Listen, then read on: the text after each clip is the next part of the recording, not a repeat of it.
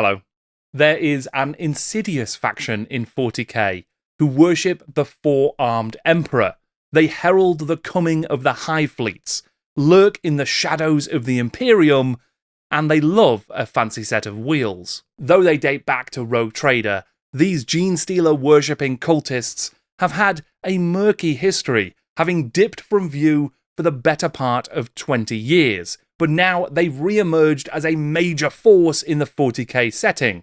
So what exactly is the development history of these dangerous deviants? I'm Jordan, this is Jordan Sorcery, and today we're building Warhammer Armies, Genestealer Cults.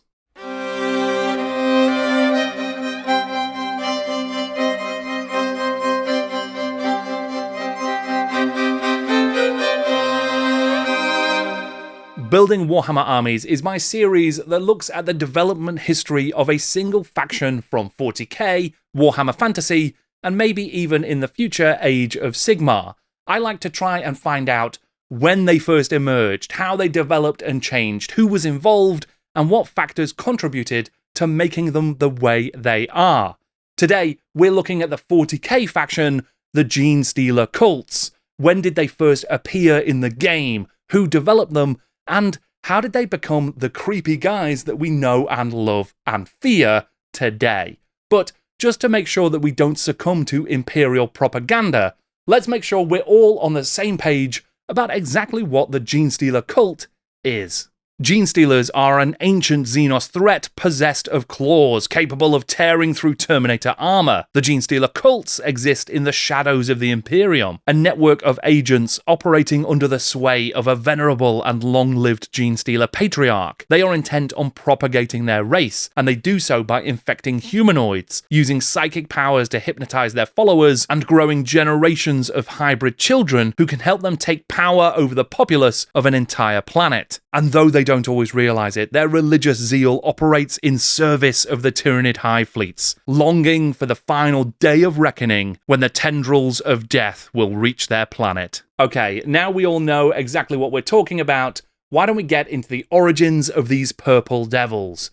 But whilst we do that, don't forget to use one of your four arms to hit the like button and subscribe to the channel. The Genestealer is a creature as old as 40k itself, first appearing in Rick Priestley's Rogue Trader as something a little more slimy than we're used to, very much inspired by H.R. Giger and Ridley Scott's Alien. From the very beginning, Rick Priestley's writing makes it clear that these are an insidious parasitic force. This enigmatic monster originates from one of the moons of Imgral, but has spread throughout space and is threatening to become a real menace. What makes the Genestealer truly unique is its deadly and extremely rapid reproductive cycle. A Genestealer implants its own genetic material in the form of an egg capsule, which is forced into the body of the host. And though there's no such thing as a specific Genestealer cult in the lore at this point, the building blocks for its future biological hierarchy have already been laid down. Interestingly enough, newly born creatures, although fundamentally Genestealers, will have characteristics inherited from the host parent. Thus, a Genestealer human may have a vaguely humanoid head, or only 2 arms instead of the usual 4, and perhaps its tail will be shortened or missing. A Genestealer of 4 or more generations consistent human parentage would pass for a human on a cursory inspection, although a closer look would reveal a bluish skin, sharp pointed teeth, and rather disturbing stare. In a 2016 interview with Baron Bifford on Reddit,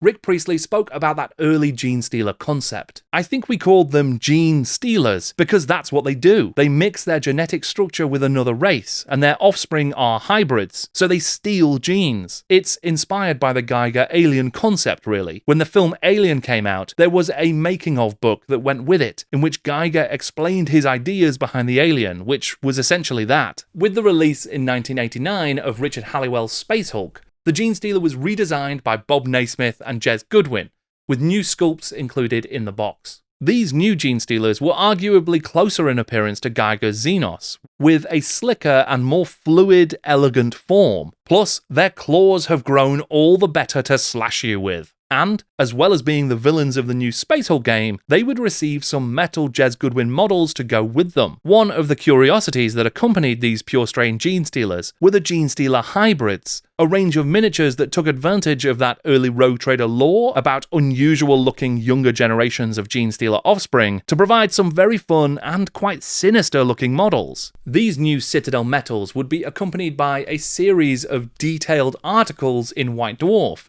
that would expand on the nature of the Genestealers and introduce the concept of the Genestealer Cults.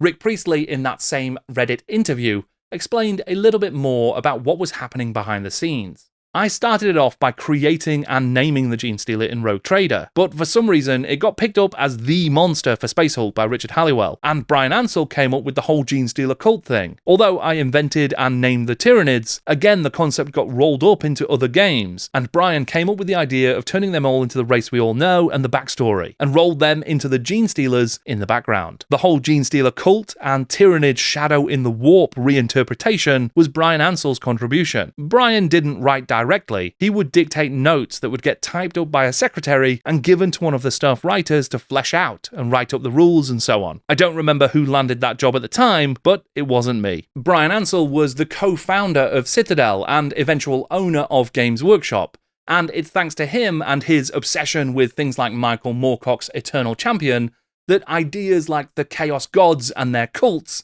would find their way into the Warhammer worlds. It seems that he was interested in that kind of cultish, shadowy faction, and for probably similar reasons, he was keen to introduce the Genestealer cults into the 40k universe.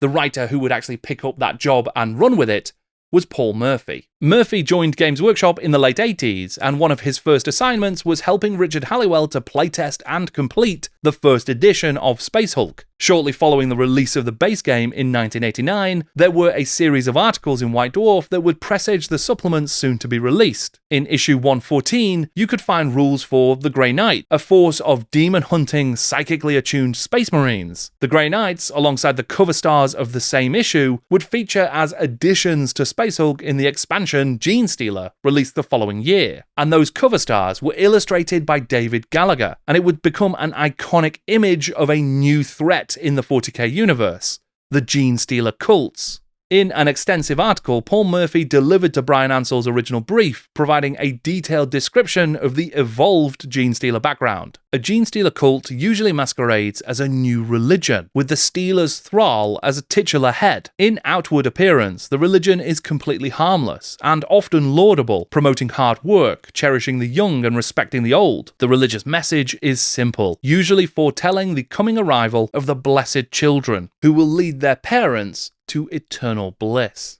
The children in question would be a bit less blessing and a mite more biting, though the parents may not even care. Perhaps the most horrifying part of the entire reproductive cycle is that the human hosts appear not to notice or care that their children are monsters. The parents love and cherish the creatures above and beyond even normal parental affection. Whether this is because of some power of the child or because the parents are psychically dominated by the pure strain Genestealer is unknown. This new conception of Genestealer cults has often drawn parallels with the work of H.P. Lovecraft, particularly The Shadows over Innsmouth, and it's not hard to see why. In that story, a secretive cult has taken root in the desolate New England seaport of Innsmouth, leading a visiting antiquarian to discover that the strange aspects and behaviours of the local populace are related to their relations with immortal fishmen, known as the Deep Ones. Forbidden secrets, profane cults, and an entire population physically and mentally corrupted by ancient alienoid intellects. Yep, there's definitely something in the comparison. The second and third parts of the Genestealer cult introduction would appear in White Dwarf 115 and 116, written by Brian Ansell himself along with Nigel Stillman. And in them, they would provide new army lists for creating your own Genestealer cults to battle on the tabletop. These articles would detail further background on the Genestealer's physiognomy, the hierarchies of the cults, a Genestealer invasion force army list, and then a distinct list for creating Genestealer cults. And that's because in the Rogue Trader era, the Genestealer clan represented the insidious network of hybrids and pure strains that are under the sway of the Patriarch and Magus. That's essentially what we would consider a Genestealer cult today, but then it was the Genestealer clan. At the same time, you could create a Genestealer cult, but that would only occur if the Patriarch had turned to chaos in search of more power. It was possible to create armies like a Cornate Genestealer cult that featured Stealers, hybrids, mutant bombs, and Brood Brothers marching into battle alongside Chaos Spawn, Beastmen, demonic familiars, and even any number of horses. And there would also be another classic option introduced for the Genestealer cults, a 40k vehicle that has never since been equalled in terms of style, swagger, and fuel efficiency. This was the Coven Limousine. The Coven transport was described as some kind of exclusive limousine-like vehicle, so it didn't have to be a literal limousine, but it was also about creating the appropriate prestige within the community for the Magus and the Patriarch. Plus, the blacked-out windows would probably keep the Patriarch and any of their sins hidden from view. There has never been an official miniature produced for the Coven limousine, but converted examples appeared in White Dwarf, and these marvellous scratch-built monstrosities remained part of Brian Ansell's permanent collection displayed at Foundry Wargames for many, many years. The Coven limo was always an unusual idea, but a fun one, I think. But if you think there is a stronger example of eccentric transport in 40k, why not leave it in a comment below, because I love this kind of stuff. Besides lacking that appropriate ride, the rest of the miniatures range that was released at this time was great, and I think was all sculpted by Jes Goodwin. The metal pure strain Genestealers were in keeping with the plastic sculpts from Space Hulk, with their chitinous carapace and bulbous sort of humanoid head, plus that Venom-esque tongue. The hybrids did a terrific job of finding the uncomfortable middle ground between the pure strains and a regular human, with a range of extra appendages, different equipment loadouts, and their sinister hunched forms. The Magus had the look of a classic Rogue Trader era psyker, with a high collar and a bald head, and true to the lore, there was essentially a human appearance to them. But then there is the Big Daddy, the Genestealer Patriarch, the furthest thing from human you can imagine. As befits an ancient, malevolent son of the Eldritch, this guy is sat upon his mighty throne, issuing forth psychic whispers to those in his thrall, and no doubt plotting his revolting rebellion. As well as those White Dwarf articles on Genestealer cults being reprinted in the Rogue Trader supplement,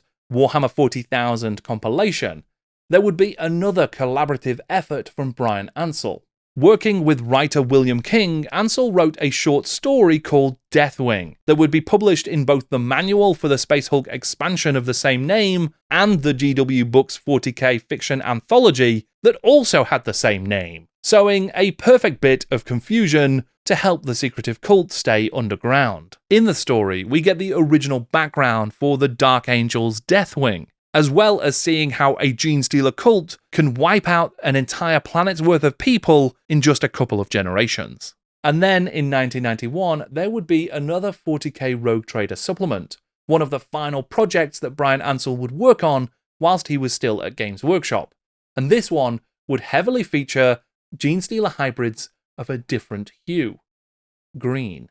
Freebooters was part of a series of Rogue Trader supplements dedicated to all things Orcish, providing a wide range of army lists and concepts for the intrepid greenskin fan to build from. One such list was the Orc Genestealer Hybrid Army, a fortunately rare occurrence that could pose little threats to Orcs or the galaxy at large because of just how unsuitable Orcs were for Genestealer infestations. And yet, it could still make for a pretty fun modelling project, and the book also had things like warp heads and Chaos Orc mutant lists. It may not have been long-lasting, but this book is a fun time. In Rogue Trader, the Genestealers were described more or less like any other Xenos threat, just a creature that was encountered on presumably its home world and caused a relatively localised problem. But in time, that would change, and they would become part of a far larger threat. The Tyranids had been included in Rogue Trader as well, but the only miniature designed for them was mostly a termagant, and there wasn't really a great deal of lore or investment in this alienoid creature. Then, in 1990, the arrival of Jervis Johnson's sequel to Space Crusade, Advanced Space Crusade, would bring with it a great deal more focus on these space aliens and their Tyranid warriors. I'm not entirely certain that it was the first, but there is certainly an early reference in the Advanced Space Crusade manual that ties together the background of the Tyranids and the Genestealers. Tyranids also use gene manipulation to create new races of servant creatures from captives. These advanced bioconstructs are artificial races bred by the Tyranids. Their minds form part of the hive mind, but they can still think and act for themselves, and can make and act upon decisions within the limits engineered into them. There are many hundreds of these races, amongst them the destructive Genestealers, the ponderous Zotes, and the murderous grabber-slashers. Although these awesome creatures may look improbable and horrific to human eyes, they are all designed to fulfill some specific role in Tyranid society. For example, as advanced fighters and infiltrators in the case of the Genestealers, ambassador conquerors in the case of Zotes, and warrior assassins in the case of grabber-slashers. And if you're thinking that grabber-slasher is just a description of a Genestealer, well, you would be right. But this is also a creature that's very much a Genestealer that's been turned up to 11. Pretty sure we had an infestation of these in the kitchen cupboards of my student flat. This updated lore would be further expanded upon, as the Genestealers very clearly became the vanguard race of the Tyranids, dispersed ahead of the Hive fleets to sow destruction and insurrection across the galaxy. By 1995, there was a second edition of 40k, and to support the continued expansion of each faction, there was a series of new dedicated faction books released, the Codexes, and one of those was Codex Tyranids. In the pages of Andy Chambers' wonderful work, you would find full rules for the Genestealers, their Magus, hybrids, and patriarchs, all of which had been included in the second edition core book, the Codex Imperialis. There was also an army list for running Genestealer cults with entries for neophytes, acolytes, brood brothers, and plenty of stolen Imperial tanks and equipment. The book was clear, though, that even despite the Genestealer cults being a part of the Tyranid modus operandi, the cultists themselves were rarely, if ever, aware of their ultimate endgame, that when the Tyranids arrived, they would be consumed along with all of the other planetary biomass. And that is understandably why the cults and the Tyranids could not ally on the battlefield. There were other changes as well. Along with losing their awesome limos, the updated cults seemingly also lost the potential to be tainted by chaos, but they could still drive stolen land raiders.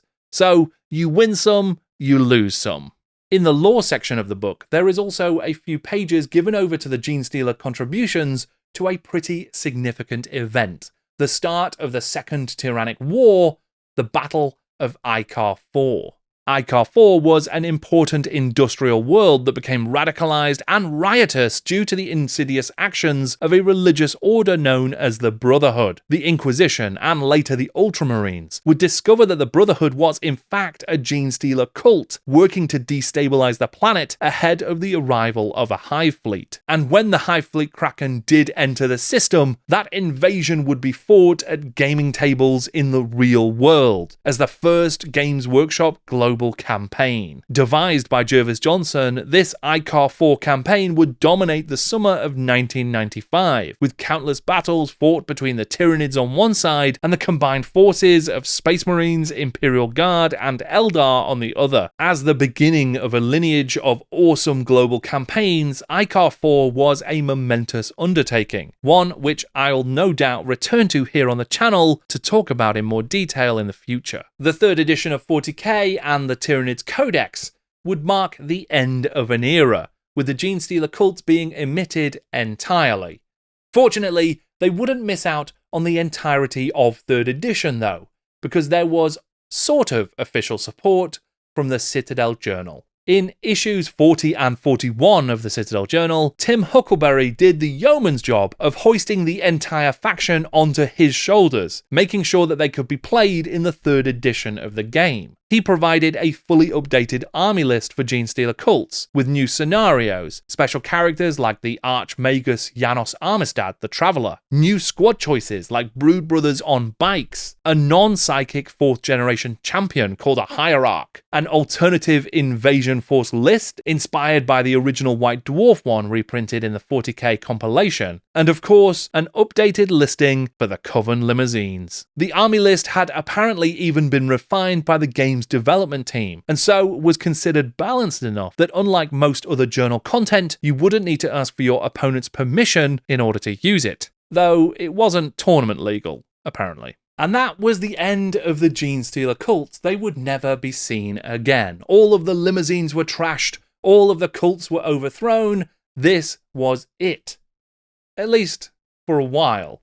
Because eventually, the old friend of the Genestealer, the thing that had made them one of the major villains of the 40k universe in the first place, the thing that had made them part of the Tyranids, that would come back and save the day once again. And that thing was a board game.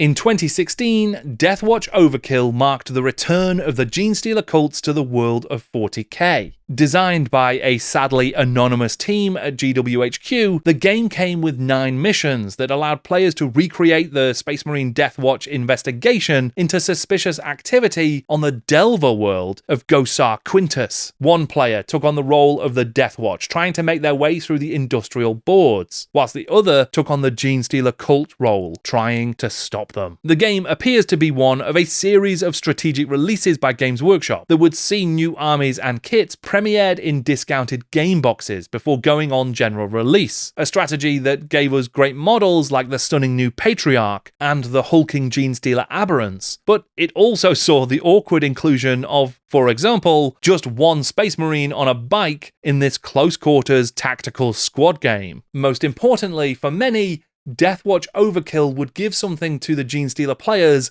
that they'd been missing for the better part of 20 years. New genetic material. As well as the aforementioned aberrants, the oversized 3-armed monstrosities, who were clearly designed based on Dave Gallagher's classic Genestealer Cults image, especially this guy. There would be other never-before-seen additions to the force of the Genestealer Cults, such as the Genestealer Primus, brand new minis for hybrids to represent every generation, and even the return of Genestealer Cult creepy familiars. To make use of all of these amazing models, there would be, finally, a Genestealer Cults Codex released for the 40k 7th edition. A range of new rules would support themed play with cult ambushes and infiltrations, and the miniature range fully capitalized on the concept of the rebellious faction, scavenging and repurposing equipment like mining lasers and rock grinders to use as offensive weapons. There was even a new ride for the cults to cruise the hive cities in. More Cybertruck than limousine, the Goliath was positioned as a mining vehicle, one that could do some pretty serious damage to anyone who got in its way. Eventually, there would be another more sporty vehicle as well, the Achilles Ridge Runner, a recon buggy featuring another bit of dangerous mining ordnance with a laser on top. And completing the wheeled contingent of the cults would be the eventual release of the Atalan Jackals, a unit of dirt cycles and wolf quads that bring to mind the Brood Brother bikes of Tim Huckleberry's Citadel journal list. Alas, we have yet to see the return of the sweet ride, the Coven limousine. But perhaps the 10th edition will have the courage to bring it back. As designer Phil Kelly explained in a developer diary around the release of the 7th edition Codex, there was still an attempt to retain the Lovecraftian horror of the Genestealer cults. Over time, the cult will infest a planet to such a degree that their combined psychic energy is a beacon for the Tyranid hive fleet. The Tyranids will be drawn like tendrils towards that planet by the psychic shadow of the Genestealer cult. They know the planet has got lots of people on it, that it's rich in biomass, and they're coming for the feast. And that is the day of reckoning that the Genestealer cults are looking forward to. They worship this god from beyond, this strange void intelligence. That is the Tyranid race, even though they don't realize it. When the Tyranids descend and take over the planet and devour everything they can find, that will also include the Genestealer cultists. So really, they are worshipping their own doom and bringing their own death upon themselves. The 7th edition Codex is not the end of the story for the Genestealer cults, far from it in fact, but in terms of a development history, I'm going to draw the line there. Mostly because, to me, it seems like this is the point from which there have only been minor tweaks and changes, the odd extra claw, and no enormous overhauls and significant shifts. But let me know if I'm wrong on that. Please leave a comment and tell me what I'm missing out on if I am, because I love to learn more about this kind of stuff. But one thing that definitely holds true from this point onwards is that the Genestealer Cults have arrived. They are a major faction in 40k. No longer must they skulk in the shadows, now they can proudly take to the tabletops and plot the downfall of the Imperium. They may not be the strongest faction in the lore, driving the narrative forwards, but they are now an ever-present threat, a proper supported faction with a codex for every edition, new models. You can buy them on the shelves in the stores. And I think that that is fantastic, because these purple guys are really, really fun. And I hope that you had fun with this development history of the Genestealer Cults. I certainly feel like I learned a lot, especially about this four-armed Emperor chap. He sounds interesting. Maybe I'll see if I can help him out. And if you want to help me out, then you can check out my Patreon via the link in the description below. It is enormously helpful to me. It's the only way I'm able to continue doing this work. So if you would like to support Jordan Sorcery, you can join either as a free member or as a paid member, and there's lots of different benefits on there for lots of different tiers. So why not give it a check if you want to help me out?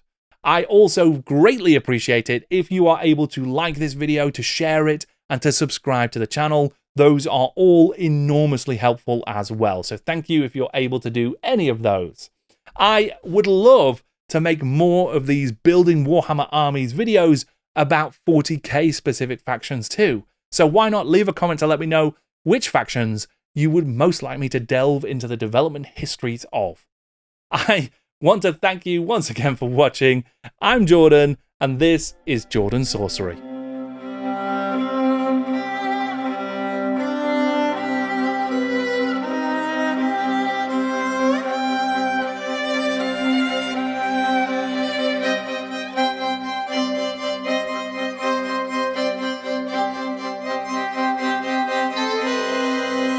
Listen, I think that if anybody was here to just consume biomass and take control of the planet, we'd know about it.